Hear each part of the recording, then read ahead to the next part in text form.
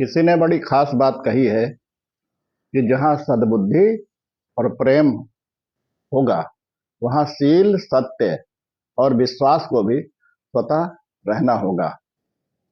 एक सेठ अत्यंत धर्मात्मा थे।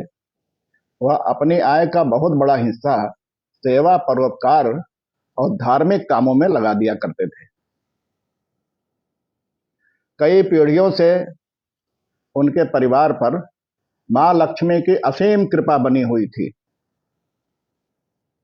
एक बार देवी लक्ष्मी के मन में आया कि एक जगह रहते रहते कई सौ वर्ष बीत गए हैं।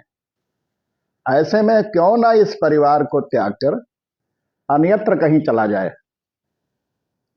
देवी लक्ष्मी ने एक दिन सेठ के स्वप्न में आकर कहा कि अब मैं तुम्हारे घर से जाना चाहती हूँ, क्योंकि तुम सब ने अपने प्रेम पास में मुझे बांध रखा है।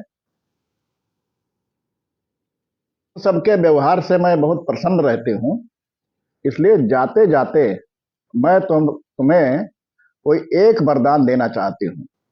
तुम सोच समझकर एक वरदान मुझसे मांग लो। सेठ ने अपने परिवार के सभी सदस्यों को बुलाकर बैठाया और इस बात पर विचार विमर्श करने लगा। किसी ने मां लक्ष्मी से असीमित धन मांगने को कहा, तो किसी ने बहुमूल्य हीरे जवाहरात मांगने की इच्छा प्रकट की। किसी ने बहुत सारा जमीन जायदाद मांगने की सलाह दी। सेठ की वृद्ध मां परम धर्मात्मा और संतोषी थी। उन्होंने कहा, बेटा, मां लक्ष्मी से यह वरदान मांगो कि हमारे परिवार में सद्बुद्धि और सद्भावना हमेशा बनी रहे। सेठ ने यही वरदान मां लक्ष्मी से मांग लिया। लक्ष्मी ने जब यह सुना तो बोली, सेठ, तुम तो बड़े चतुर हो। जहां सद्बुद्धि और प्रेम होगा वहां शील, सत्य और विश्वास को स्वतः रहना होगा। तुमने तो एक ही वरदान में पूरा स्वर्ग मांग लिया।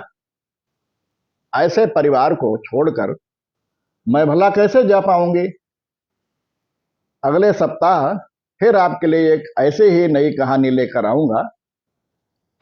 आपको अगर कहानी अच्छी लगे तो सब्सक्राइब करें और घंटी अवश्य दबाएं। नमस्कार।